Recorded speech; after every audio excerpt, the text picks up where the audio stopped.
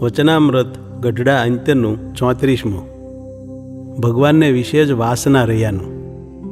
તારીખ 6/4/1829 સોમવાર. સંક્ષિપ્ત સાર પહેલો. સ્ત્રીને જોવી સાંભળવી નહીં વગેરે ધર્મ સંબંધી નિયમો તથા સેવા સમાગમ વગેરે ભક્તિ સંબંધી નિયમો રાખે તો વૈરાગ્યને ભક્તિ ઉત્પન્ન થાય છે ને વાસના માત્ર ટળી જાય છે. સાર બીજો. અનેક જીવોને ભગવાનને માર્ગે વાળવા નિમિત્તે મોટા સાધુને ક્રોધ થાય તેનો બાધ નથી. સાર ત્રીજો. મોટા સંત સાથે મોક્ષનો સ્વાર્થ હોય તો પણ ક્રોધ ટળી જાય છે. સ્વામિનારાયણ હરે સ્વામિનારાયણ હરે. સંવત 1885ના ચૈત્ર સુધી ત્રીજને દિવસ શ્રીજી મહારાજ શ્રી ગઢડા મધ્યે દાદા ખાચરના દરબારમાં શ્રી ગોપીનાથજીના મંદિરને વિશે વિરાજમાન હતા ને સર્વ શ્વેત વસ્ત્ર ધારણ કર્યા હતા ને પોતાના મુખારવિંદની આગળ પરમહંસ તથા દેશ દેશના હરિભક્તની સભા ભરાઈને બેઠી હતી. પછી શ્રીજી મહારાજને શુકમુનિએ પ્રશ્ન પૂછ્યો છે, ભગવાન વિના બીજા માયિક પદાર્થ માત્રને વિશે વાસના ન રહે ને એક ભગવાનને વિશે જ વાસના રહે તેના બે સાધન જણાય છે. એક તો ભગવાનને વિશે પ્રીતિ ને બીજો જ્ઞાને સહિત વૈરાગ્ય. એ બે સાધન છે. તે એ બે સાધન તો જેને અતિશયપણે ન વર્તતા હોય ને ભગવાનનો નિશ્ચય ને વિશ્વાસ તો હોય એવાને પણ એક ભગવાનની જ વાસના રહે ને બીજા પદાર્થની વાસના ન રહે એવો ત્રીજો કોઈ ઉપાય છે? ત્યારે શ્રીજી મહારાજ બોલ્યા છે, એ પ્રશ્ન ખરો ને એ બે સાધને કરીને જ એક ભગવાનની વાસના રહે ને બીજા પદાર્થની ન રહે તે ખરું. અને જો એ બે સાધન ન હોય તો એને ભગવાન વિના અન્ય પદાર્થની વાસના ન ટળે. માટે જીવતે દુખ્યો વર્તે ને ભગવાનનો નિશ્ચય છે માટે મરે ત્યારે તેનું કલ્યાણ ભગવાન કરે.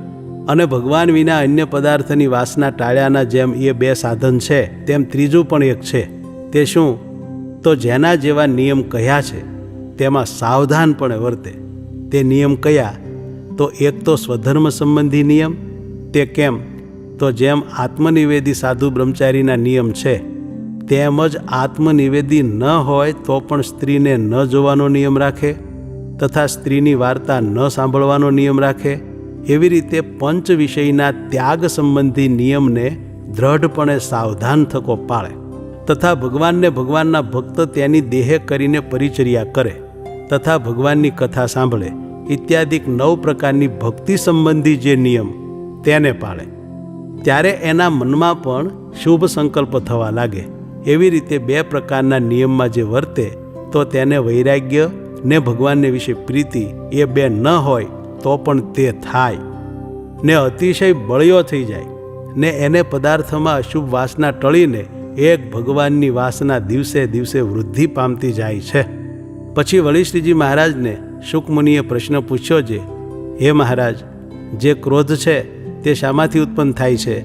તો પોતાને જે પદાર્થની કામના હોય તથા જેમાં પોતે મમત્વ બાંધ્યો હોય ને તેનો ભંગ કોઈ કરે ત્યારે તેને તેમાંથી ક્રોધ ઉપજે છે.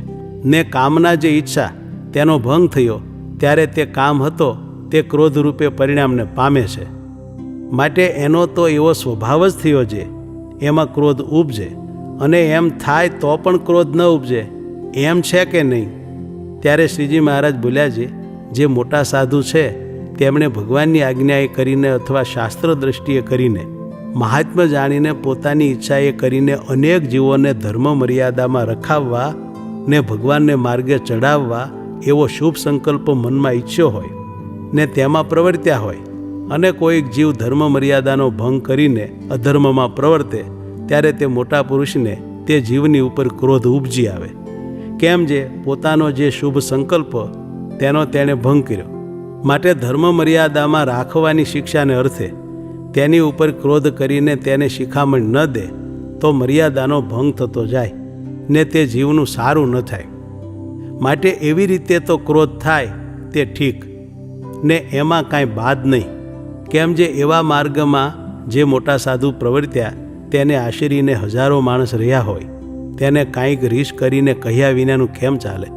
અને ક્રોધ તો ત્યારે ન થાય જે જેમાંથી ક્રોધ થાય તેનો ત્યાગ કરી દે અને એકાએકી વનમાં ફરતો રહે ત્યારે ક્રોધ ન થાય.